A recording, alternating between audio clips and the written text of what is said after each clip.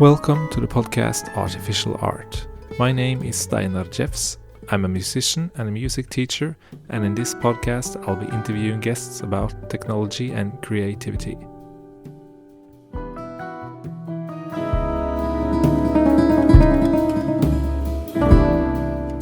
We'll start now, I think. Welcome to the podcast, Hello. Alessandra Bossa. Hi. You're an electronic artist from Italy. You're active in the duo O-Jana, and you're also a teacher and a PhD student at the university, or you're just about to get started on your PhD. Yes, correct. I'd like to start this podcast with a quote from you, which goes something like this. It's Göteborg 2010. I was performing with a classical music ensemble playing Franz Schubert's Forellen Quintet. The sound was beautiful, flowing, and everyone played magnificently. The venue was a castle with marvelous acoustics. After the concert, as we received applause, I closed the piano lid, and from that moment, I decided never to play classical music again. What happened, Alessandra? Well, how poetic I am. That's true. What happened? Yeah, that was a very special moment, actually. And the way I describe, that moment, the environment, everything was so nice, and the sound, it was so nice, because it was. But it was something inside me that started to change, and actually, not in that moment, but before. I felt myself into a cage. A beautiful cage, yeah. Classical music it was a beautiful cage. I spent so much time practicing and have a lot of rehearsals and spend time on the piano. Really, it was an effort with my mind and my body that I remember very well, and not easy to handle, to be honest. I felt that I was not a classical pianist at all. I really spent too much time for the goal that I was able to achieve. So I was not a Marta Argerich, I had a talent and also a lot of discipline. But it was not enough, and I felt that there was something else that I really love to explore. And so I decided at that time I was at the Academy of Music and Drama in Göteborg. There was Anders Schirmin and other musicians. I decided to start to improvise and to be more free, or see the piano in another way, because I was very tired about that mindset, discipline, and the studies. Everything was in the grid, and I'm not in the grid at all.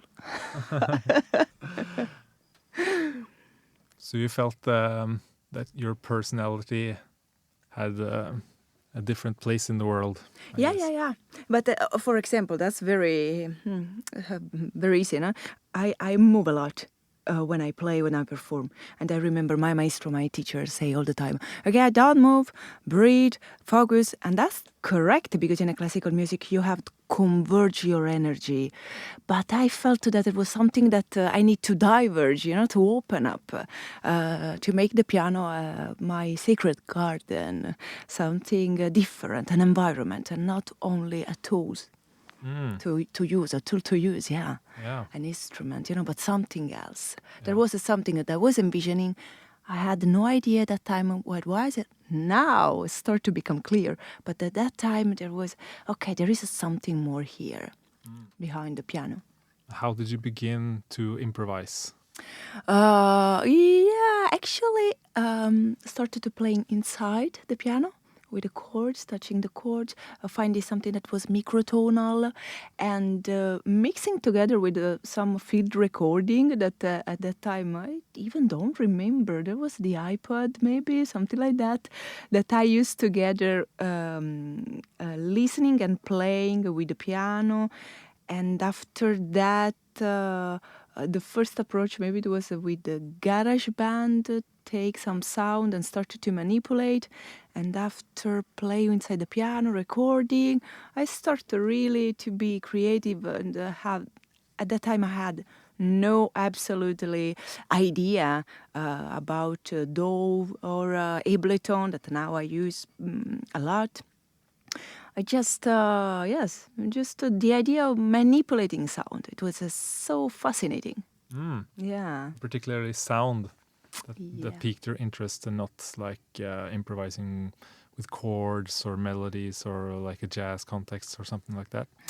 No, because I didn't. I escape other grids, different grids. I say, okay, let's really go out. Let's offset. Because actually I have studied jazz, but also in a jazz environment, I found exactly kind of the same. Cage again. Yeah, another cage.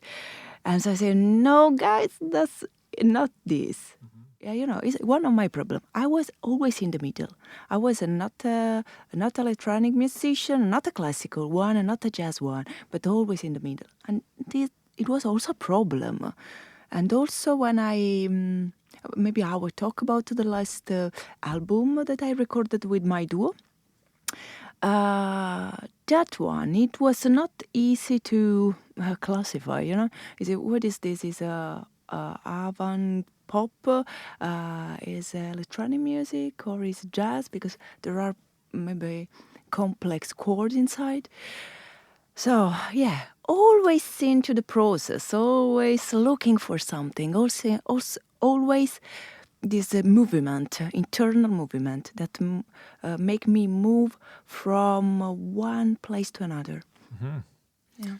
And I guess you doing a PhD is kind of a step in this process of like finding an identity and finding a unique voice, and either making a new cage or escaping it, maybe.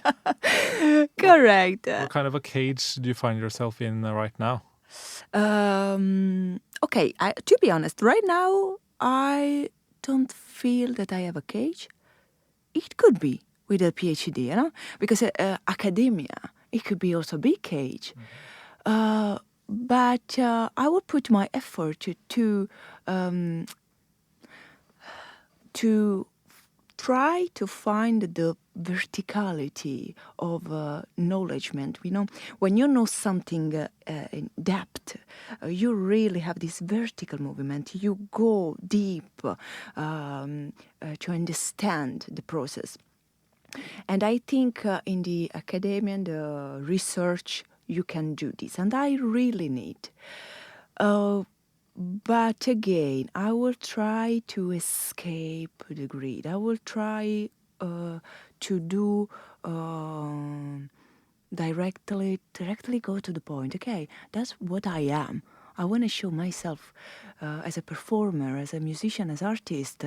I cannot one more time follow a path that I already know, because for me it's not an attractor, I get bored about, and I want to escape. I don't have so much time, I'm not so young anymore.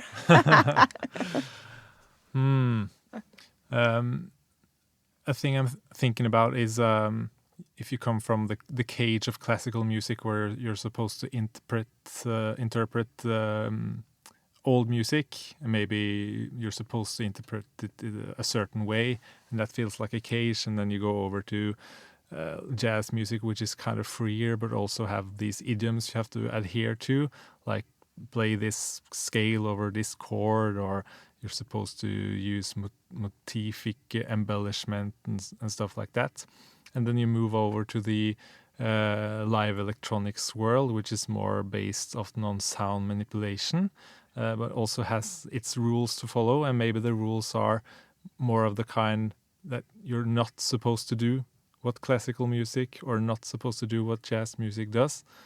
And that's perhaps a cage of itself. Okay, with the live electronics, I can say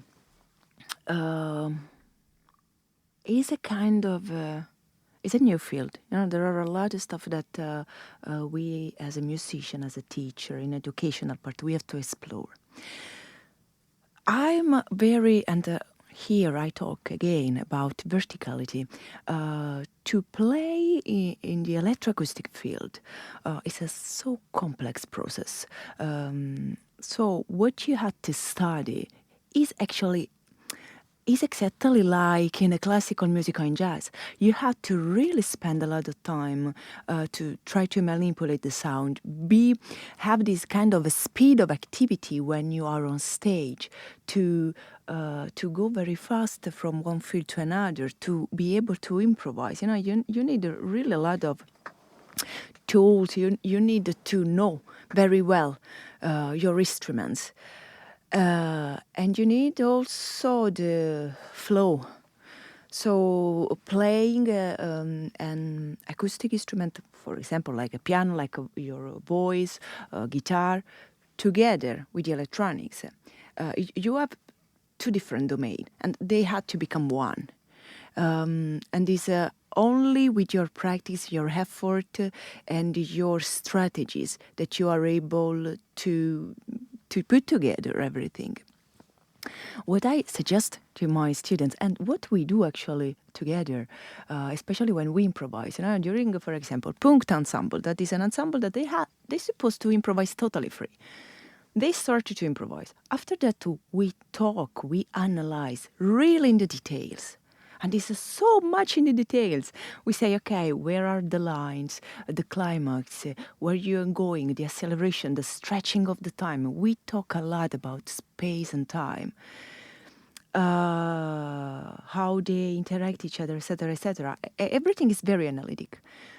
But I also say, and I say, John Coltrane style, also say that when you play, you're just playing. Forget everything. We have to spend a lot of time talking about analysis and the technique before and after, but not during our playing. Our playing, we are playing. And that is it's an exercise, I think. Exercise is so important. Keep the practice in the practice room, Yeah. and then the performance in the performances. And I guess what you're touching upon is the importance of developing a craft. So we have a foundation to build your artistic expression on. How important would you say that the craft you have gotten from the classical side of music, how important is that in your expression nowadays?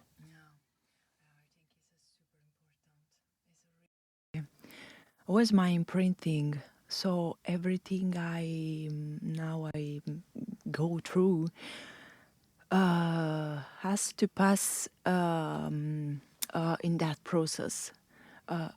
So I needed what I need when I start to play, or I have a new tools. For example, now I have a new sampler, no?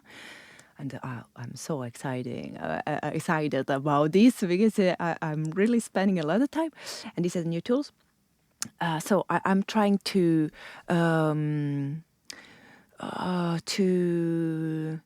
really understand the tools and after try to be free. You know, I try to balance all the time, going from one party to another. But what I do is try to practice also in doing very short sonic object, because when you have to exercise with a short sonic object, you are able to to see the result, to achieve a complexity inside that sound that is so important in electronic music. Because, our ears get tired very fast. We need novelty all the time. But this novelty needs also meaning. A short sonic object. Yes. Could you explain what that is? Yeah, that's correct. Okay, let's. I will do an example.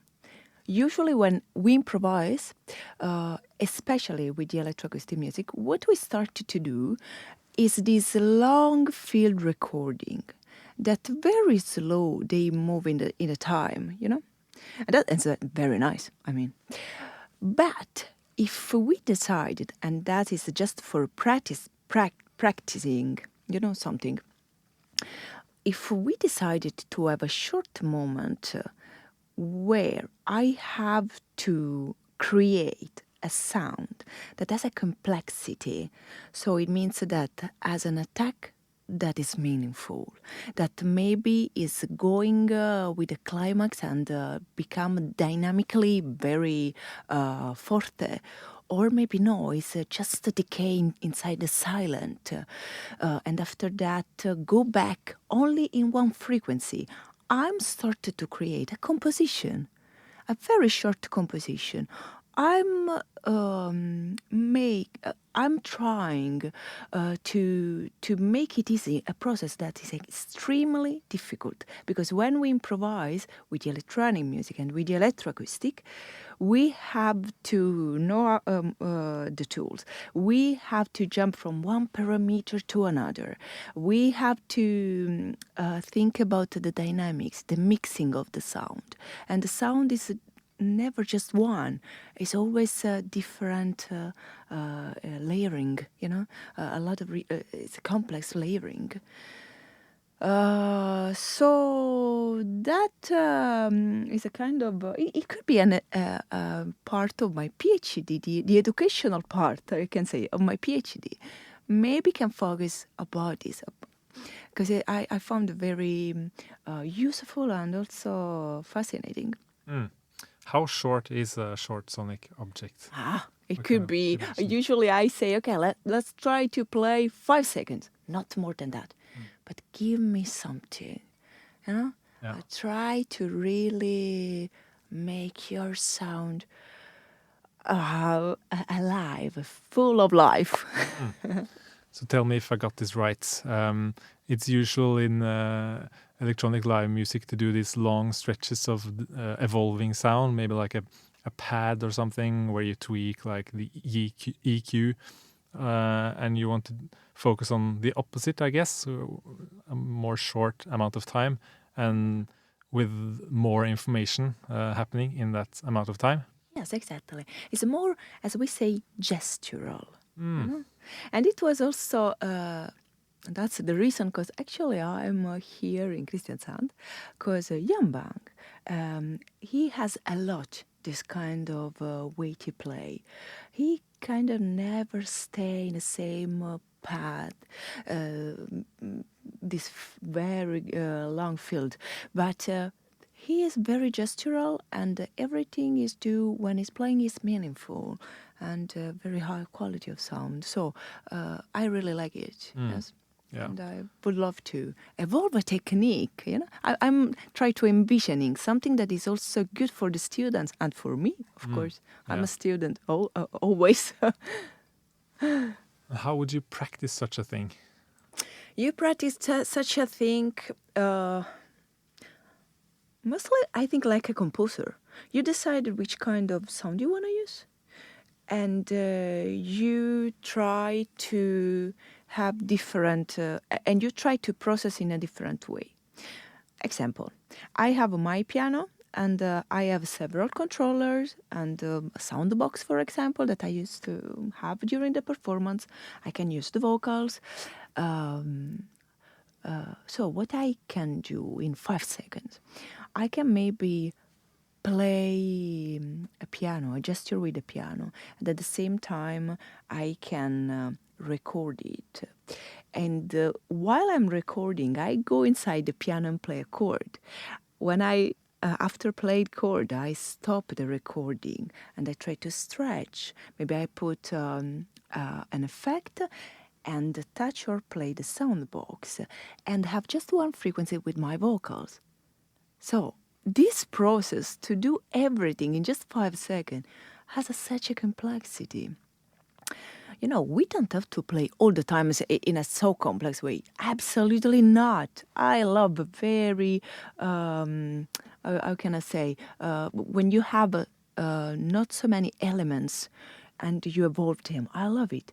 But this approach, it could be a very good practice to feel more confident with your instrument, hybrid instrument that you are creating. That's kind of technically difficult thing to do.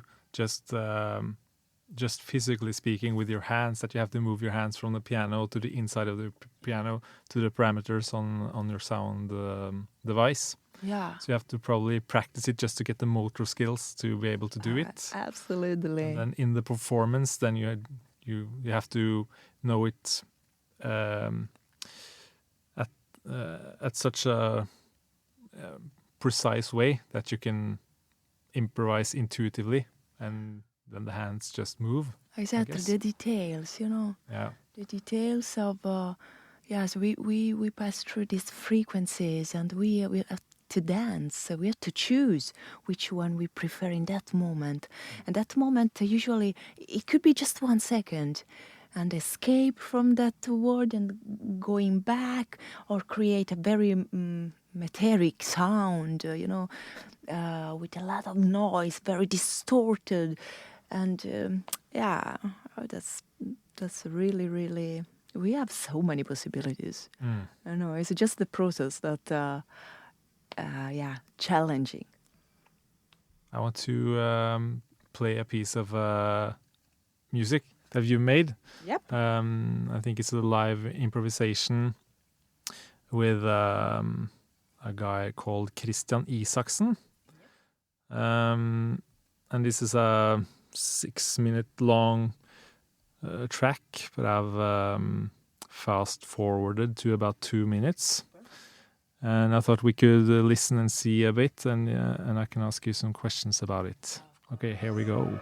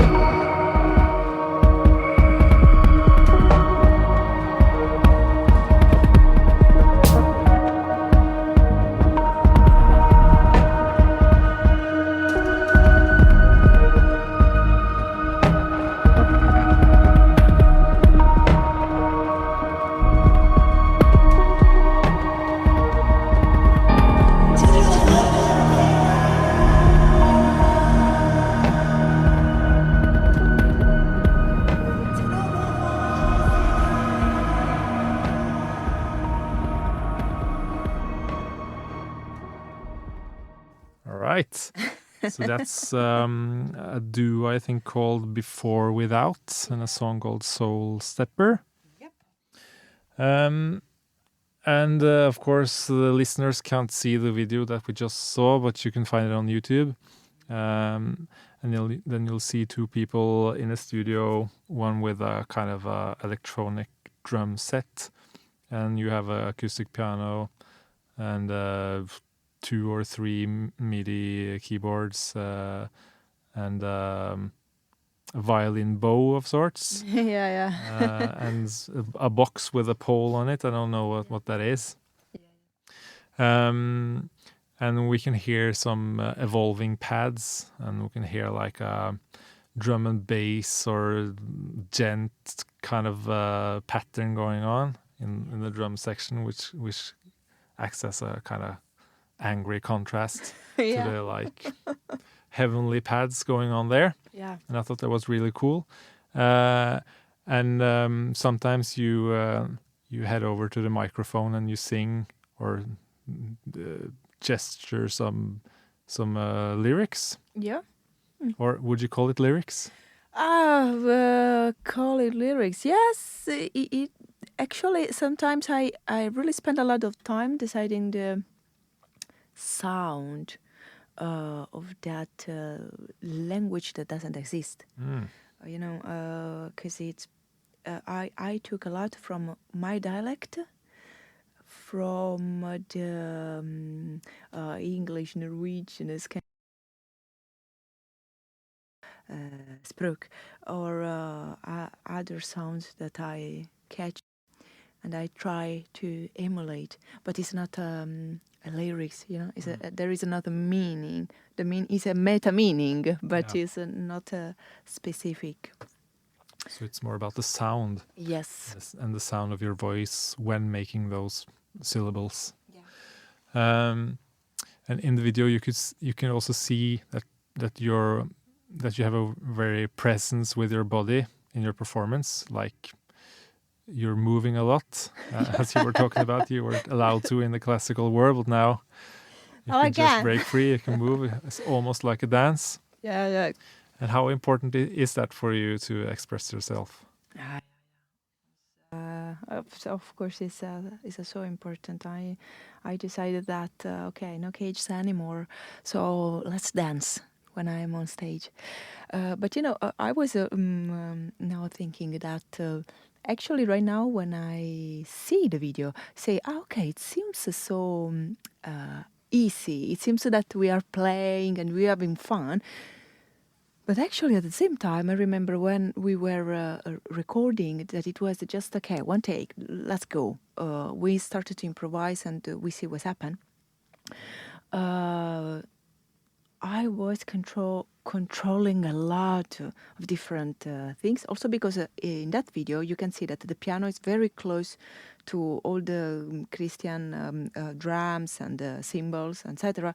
So I was putting a lot of attention about the sound, go inside the microphone, so you have to close and open when you need, the compression of the sound. So there really a lot of things to control. So, but to find the balance between performing, be free and totally okay, now it's time to perform, and the controlling part is very challenging. Yes. And how does it then feel to perform when you have to have control over so many aspects? Do you feel like you can get into the flow state? Mm-hmm. I think that yes, that's okay. Like in a classical music, when you have in classical music, you cannot absolutely, you must know, make mistakes. Absolutely not. So you have to control a lot yourself, your breathing, your movement, and everything is so based on the details. Here, it's exactly actually the same, but you can do mistakes. That's the unexpected part is welcome, and that's amazing. But the lines that you have to be able to manage to handle, like a conductor, are so many. And yeah, I can say it's not easy, especially if you want to use also your voice, that is part of your body. And you get sick. Oh, yeah. And you know, it's like you feel that you are naked in such a way. And while you are naked, you have also to, okay,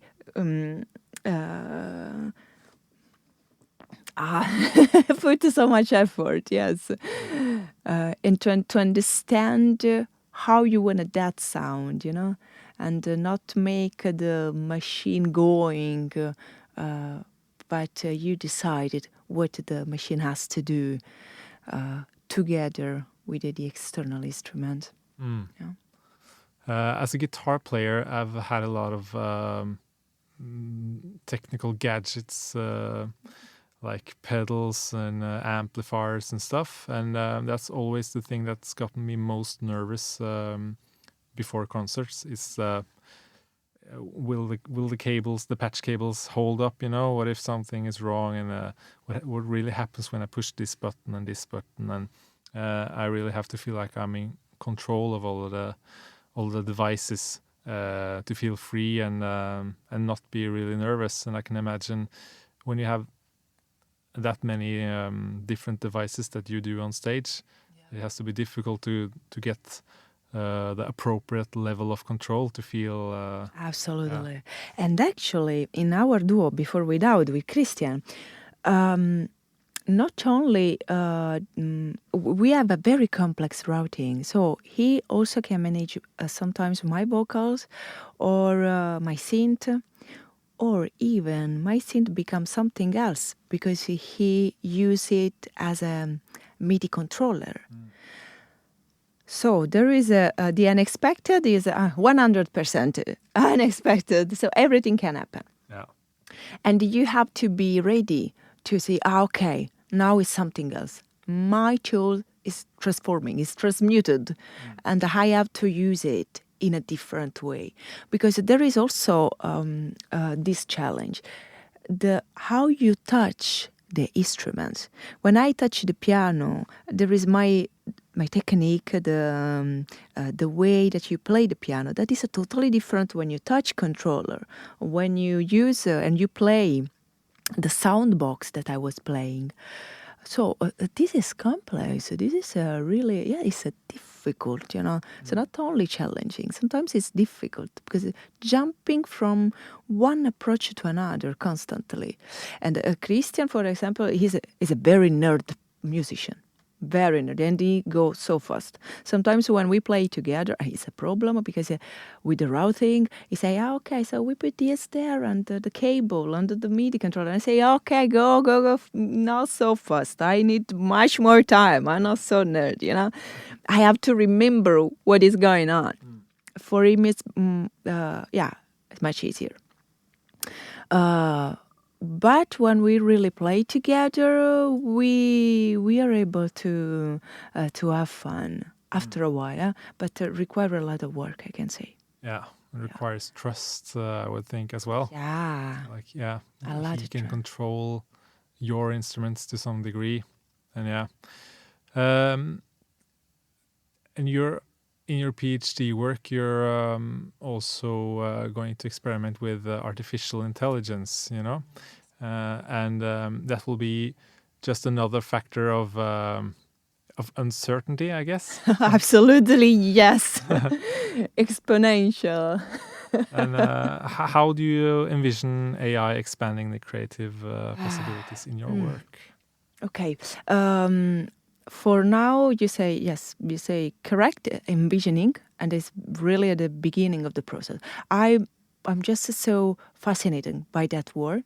I think that has a so big potential, and during these years, you know, in the future, but the future, I mean, next year, it will be also different and can open totally other paths. I had this vision of in a certain way, maybe transcultural. What does it mean? What I understood for now is that we have two different types of AI. That is, one is symbolic, so it's based on the Western scale, musically speaking. And the other one is based on audio, so frequencies. When I saw that we can use frequencies, I say, oh, okay, that's amazing. So we can use microtonals. We can use something that, for example, recording something that I can take from folk music with instruments that has different kind of scales, and use that kind of I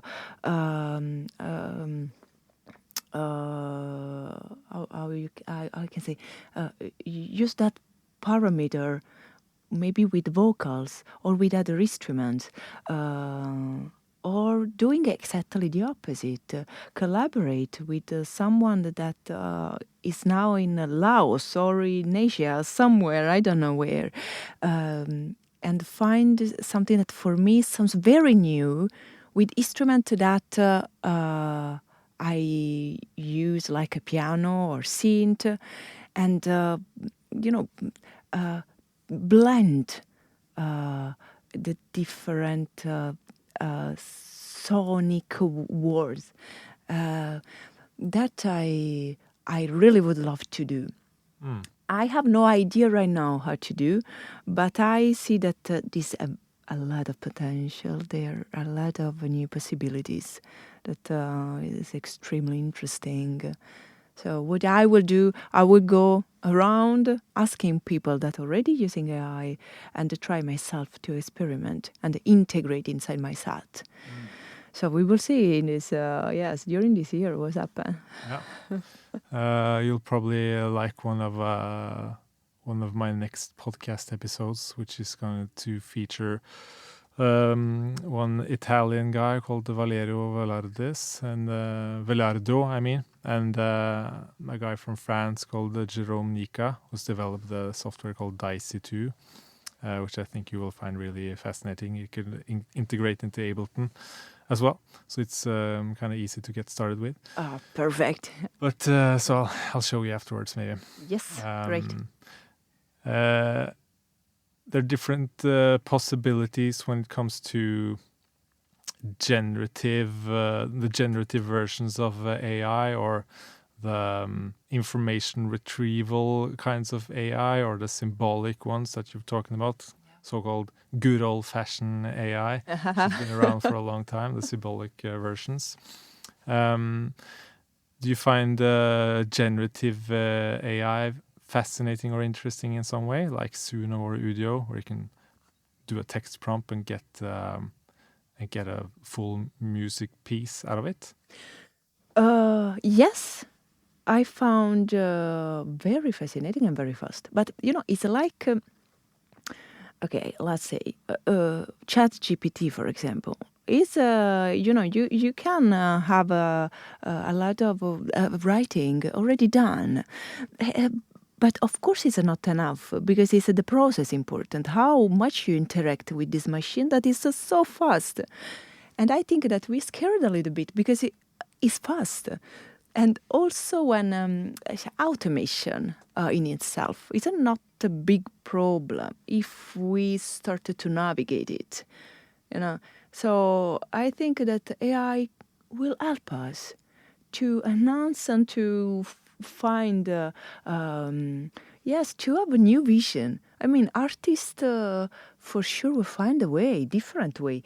The big challenge is to go fast because the machine is so fast. And yes, I think that yes, it will change everything in another way that for now we are maybe not able to really see, and but in a very short time. Do you think a machine can create art on itself? A machine can create art. Okay, that's a very philosophical. Yes. And what is art, and what is art to you? Maybe the Yeah. first question to What is a answer. machine? Okay, AI. We see the technology something that is detached from human being, but it's the human being that did the machine.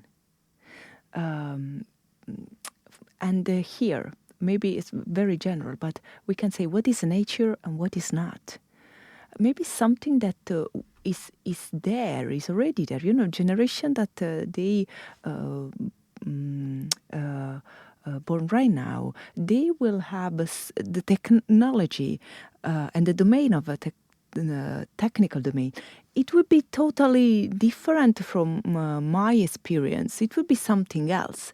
So maybe for them it would be nature, because they will use like we use a spoon or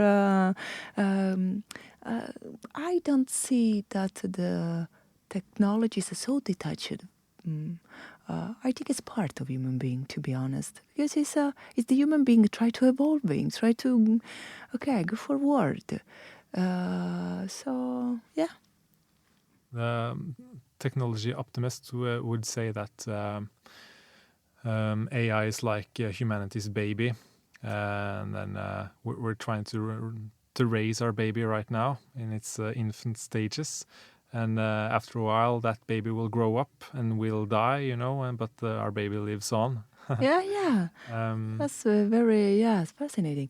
But, also if we think about the concept of memory, how we memorize, I don't know, 100 years ago was totally different, the concept of memory and memorizing in general.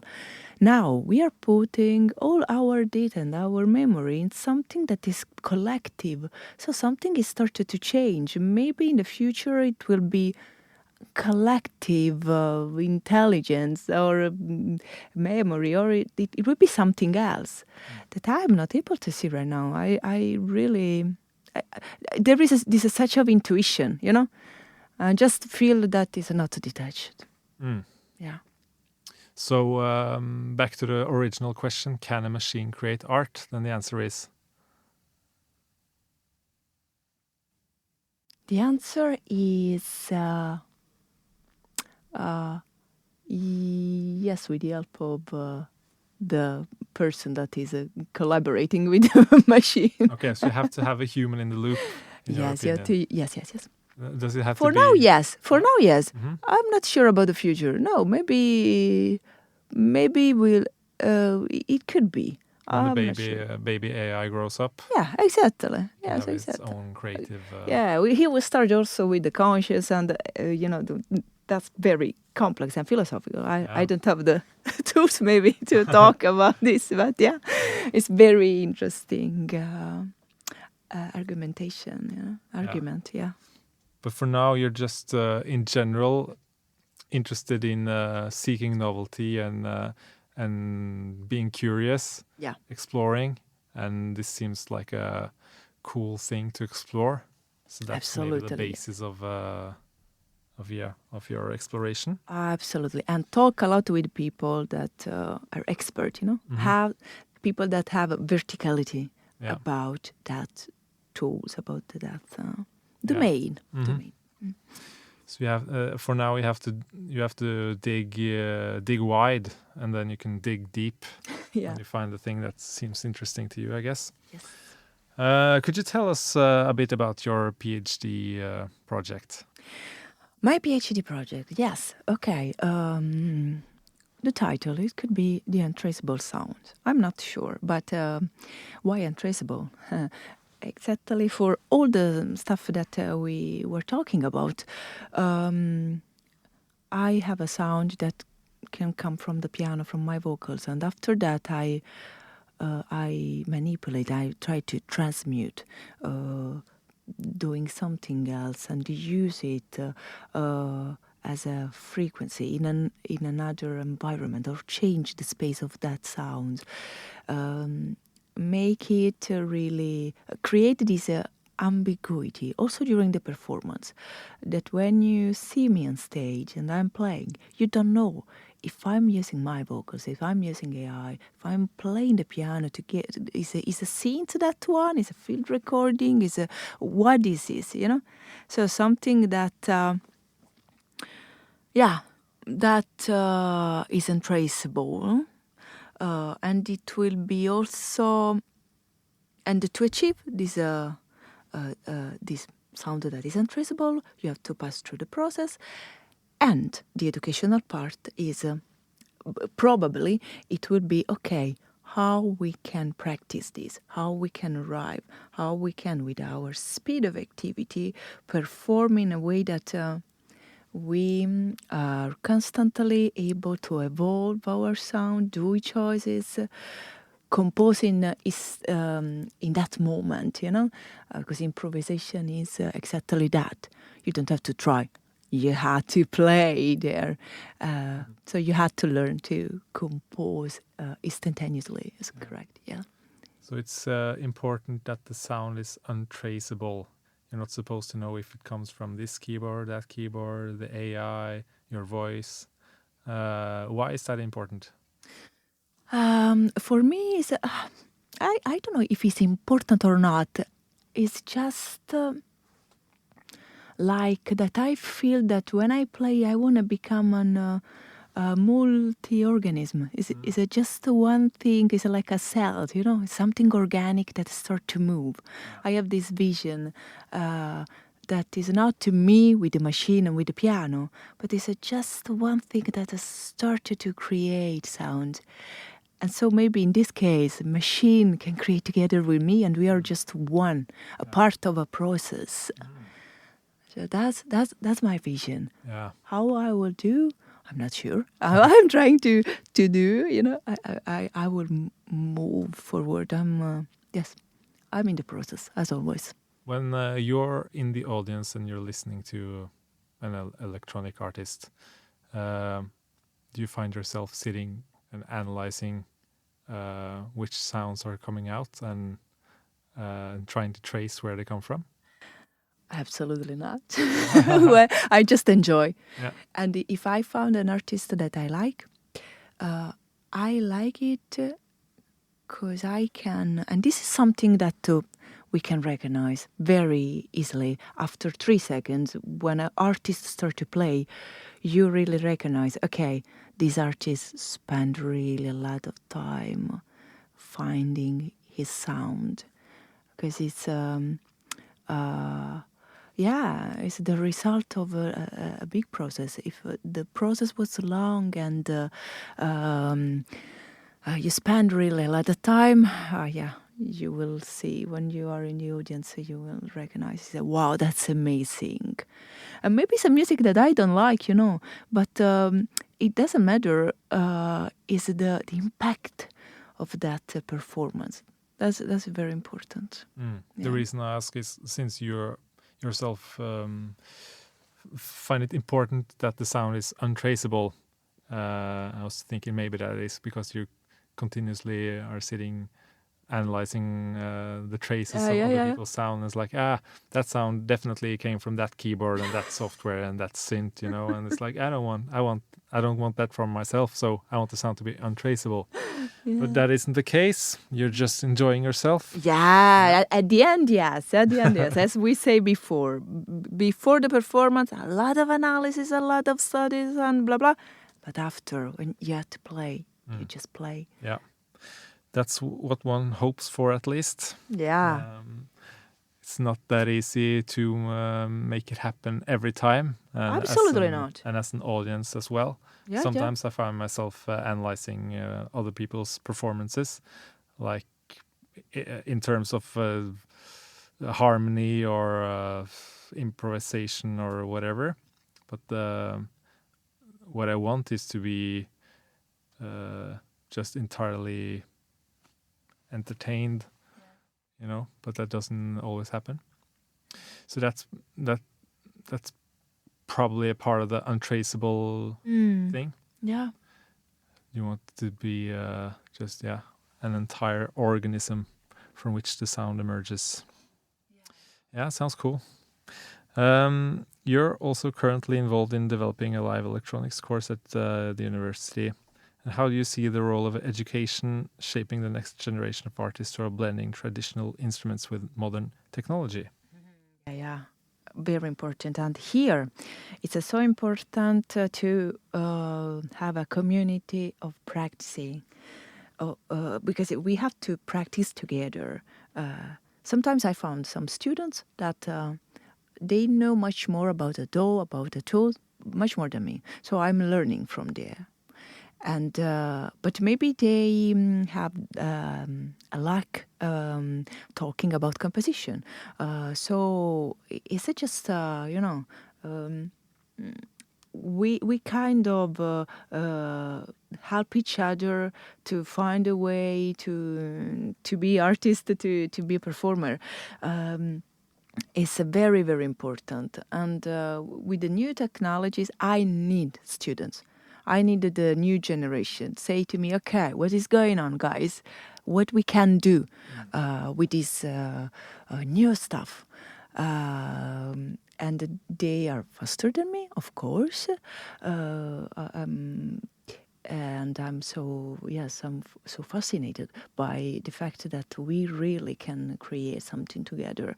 So in the educational part, I think, yes, to create a community it's so important step. So important. Yeah. There are probably some students that are more used to sitting in their own bedrooms all night and grinding on their own productions. Do you think it's important to get outside, meet other people, and be a part of the community? Yeah, I think that, and not only, but with the new technologies, we can create community also with the people so far away. And this, wow, it's amazing. So I can really see what the musicians in Japan are doing, and maybe asking to them and their approach. So is much more than important. This individuality in music, the solo performance, has to pass also through process that is shared one with the others all the time, and also in a different field. For example, for me, it's so important interaction with the classical musician. Let's live remix the classicals with the songwriting department, jazz department. So create this kind of interaction and have a different experience. Yeah. It's the start of the semester right now. Yeah. And there are a lot of aspiring new musicians coming to the university. Do you have any advice to give them on how they should conduct themselves and what they should do to get the career they want? Yeah, the career they want. Okay, first of all, just choose what you want to do, but be curious and explorative for sure. And about the electronic musician, don't be scared. If you are at the beginning especially, don't be scared about technology. Just try to be poetic from the beginning. So maybe don't use so complex stuff, but start with step by step and be poetic. And be poetic, it means for me to really start to create something that is touched for you and is meaningful. And ask to other people, ask to the teacher, and be really attentive and curious and present and active. Nice. Thank you so much for coming, Alessandra. Thank you so much. It's a pleasure. Thank you. It was very nice.